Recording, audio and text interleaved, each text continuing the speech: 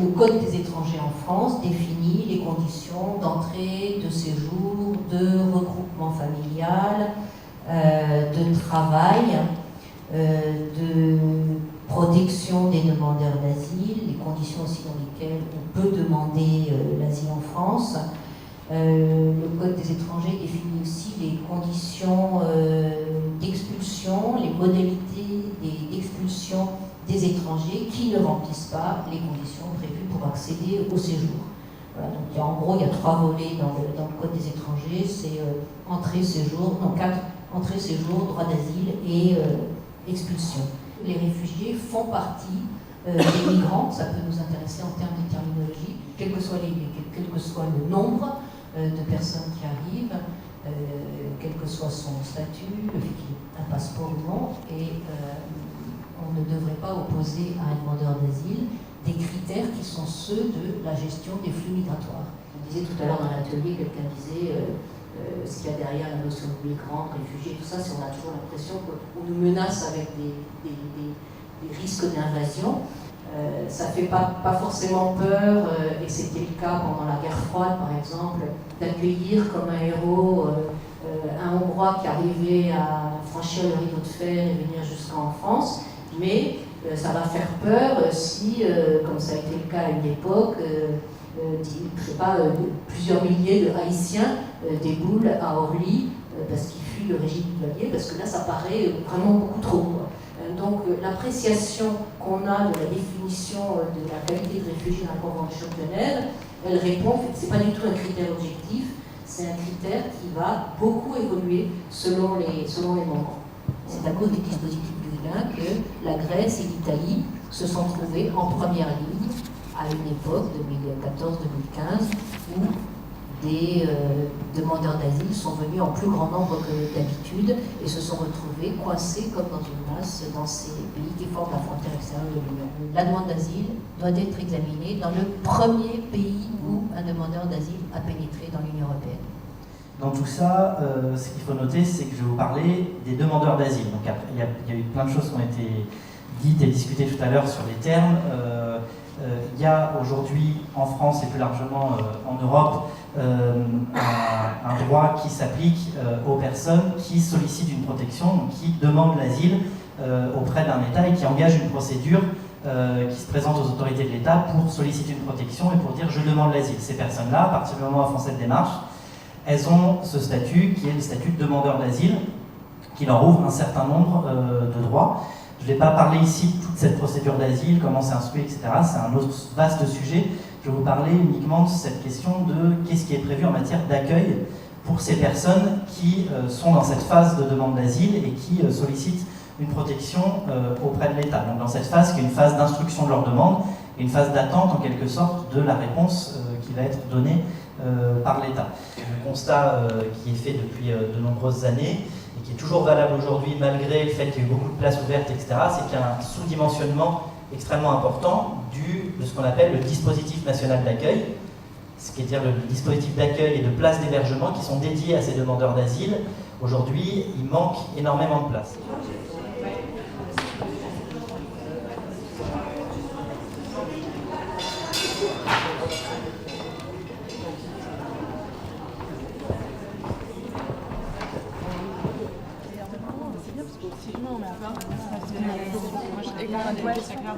Ok, on parlait de 1 million. Donc vous voyez, 1 million de personnes qui est juste de l'autre côté de la Méditerranée, qui attendraient juste de venir chez nous. Et je me suis posé la question de d'où venait ce chiffre. Donc c'est la dépêche qui disait immigration, Frontex, entre 500 000 et 1 million de migrants prêts à partir de Libye. Déjà, c'est entre 500 000 et 1 million, et on choisit toujours, évidemment, le million et pas les 500 000. Donc, à part ça, j'ai dit, bon, ok, c'est Frontex qui le dit. Qu'est-ce que je fais? J'écris à Frontex, parce qu'ils répondent. Ça, c'est une bonne chose à savoir. Si vous écrivez à Frontex, ils répondent. Donc, c'est une démarche que vous pouvez faire. Ils me disent, écoutez bien, c'est une estimation bien connue faite par nombre d'officiels durant 2014. Un autre réflexe qu'on peut avoir, c'est un premier réflexe qui est très facile, c'est élargissons. On habite à Villeurbanne, okay, on habite en France, Mais le monde est grand, quoi. Donc essayons de regarder ce qui passe aussi ailleurs que juste ici, chez nous. Élargissez les yeux, allez au-delà de la France et demandez-vous où sont ces personnes. Ils ne sont pas ici, ni à Villeurbanne, ni en France, ni en Europe. Elles sont dans cet arc. Et aujourd'hui, dans nos permanences de la CIMAD, on accueille effectivement les gens dont on a parlé ici, c'est-à-dire à la fois des gens qui ont une demande, enfin, malheureusement j'allais dire, nous accueillons ceux qui ont été déboutés de l'asile, c'est quand même ça aussi notre particularité, c'est que effectivement, Forum Réfugiés, tout à l'heure on a eu l'explication sur le travail de Forum Réfugiés qui est une association qui a un mandat en plus, qui reste un peu différent de notre association à nous, qui accompagne effectivement des gens en demande d'asile. Mais le problème, c'est qu'au vu du faible, finalement, pourcentage de personnes qui ont ce fameux droit d'asile et donc qui sont statutaires et donc qui sont tirés d'affaire, si on peut dire, eh bien nous avons effectivement dans nos permanences, nous voyons quotidiennement des personnes qui sont déboutées de l'asile, c'est-à-dire qu'ils ont eu un refus de l'OFPRA et ensuite un refus de la CNDA. Pour certains, ils ont tenté le recours, le deuxième recours possible, qui est un petit peu l'Himalaya, il faut bien dire.